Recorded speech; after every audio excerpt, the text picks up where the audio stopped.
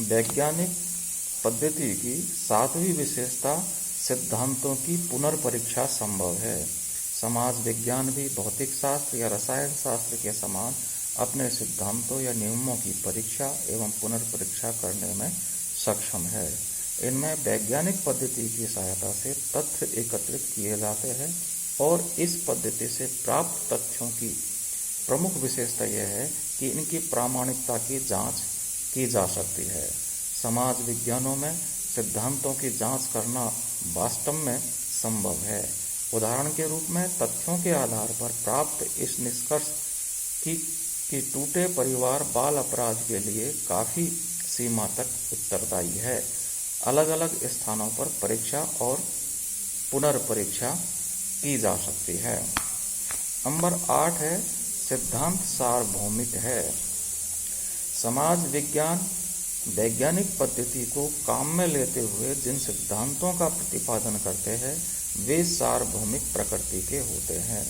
इसका तात्पर्य यह है कि यदि परिस्थितियां समान रहे तो समाज विज्ञानों में विकसित सिद्धांत विभिन्न समाजों और कालों में खरे उतरते हैं। उदाहरण के रूप में यह सिद्धांत सार्वभौमिक रूप से ठीक पाया जाता है कि पारिवारिक विघटन सामाजिक विघटन पर आधारित है। नंबर 9 भविष्यवाणी करने की क्षमता है। कोई भी विषय इस कारण विज्ञान माना जाता है कि वह क्या है के आधार पर क्या होगा बताने में अर्थात भविष्यवाणी करने में समर्थ है। अन्य शब्दों में वैज्ञानिक पद्धति की सहायता से संचित ज्ञान भंडार के आधार पर भविष्य की ओर संकेत करने की प्रत्येक विज्ञान की क्षमता है। उदाहरण के रूप में समाज में वर्तमान में होने वाले परिवर्तन को ध्यान में रखकर समाजशास्त्र यह बता सकता है कि भविष्य में सामाजिक व्यवस्था का रूप क्या होगा, जाति व्यवस्था किस रूप में रहेगी तथा परिवारों के कौन से प्रकार विशेष रूप से पाए जाएंगे। समाजशास्त्र के मौजूदा ज्ञान के आधार पर कहा जा सकता है कि प्राकृतिक विज्ञानों के समान यह भी भविष्यवाणी करने में काफी सीमा तक समर्थ है। नंबर 10 है तर्क की या लॉजिक की प्रधानता। वैज्ञानिक पद्धति की एक प्रमुख विशेषता यह है कि यह तर्क पर आधारित है। तर्क तथ्य और विवेक से जुड़ा हुआ है।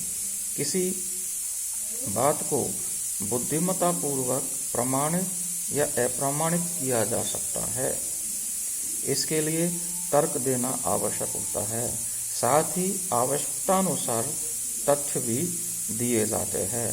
वैज्ञानिक पद्धति के अंतर्गत सर्वप्रथम तथ्यों के संगठन के लिए ऐसी पद्धतियों एवं उपकरणों के चुनाव पर जोर दिया जाता है जो तर्क संगत हो, तार्किकता पर आधारित हो। साथ ही इस पद्धति के अंतर्गत संकलित तथ्यों का विश्लेषण भी तार्किकता के आधार पर किया जाता है। इस पद्धति की सहायता से वैज्ञानिक निष्कर्षों के प्रस्तुतिकरण में भी तर्क का सहारा लिया जाता है। वैज्ञानिक पद्धति में यद्यपि अनुभव सिद्ध प्रमाणों या तथ्यों पर जोर दिया जाता है, लेकिन तार्किकता के आधार पर जो बात खरी मालूम पड़ती है, यथार्थ जान पड़ती है, उसे भी स्वीकार कर लिया जाता है। यदि कहा जाए कि वैज्ञानिक पद्धति का आधार ही तर्क या तार्किकता है तो इसमें किसी प्रकार की अतिशयोक्ति नहीं होगी।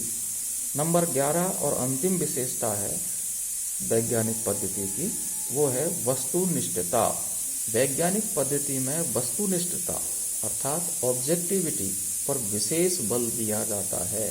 बिना वस्तुनिष्ठता के वैज्ञानिक निष्कर्ष निकालना किसी भी रूप में संभव नहीं है। वस्तुनिष्ठता का तात्पर्य घटनाओं का अध्ययन ठीक उसी रूप में करना जिस रूप में वे है। कहने का तात्पर्य यह है कि वैज्ञानिक पद्धति का प्रयोग करते हुए अध्ययनकर्ता को प्रत्येक स्तर पर इस बात की विशेष सावधानी रखनी होती है कि उसके स्वयं के पूर्वाग्रह, विचार, भावनाएं, पक्षपातपूर्ण दृष्टिकोण अध्ययन में बाधक नहीं बन पाए। उसे तो पूर्णतः निष्पक्ष अर्थात वस्तुनिष्ठ होकर तथ्यों या घटनाओं का यथार्थ चित्रण करना है। निष्कर्ष निकालने हैं प्राकल्पना की सत्यता या असत्यता को प्रमाणित करना है।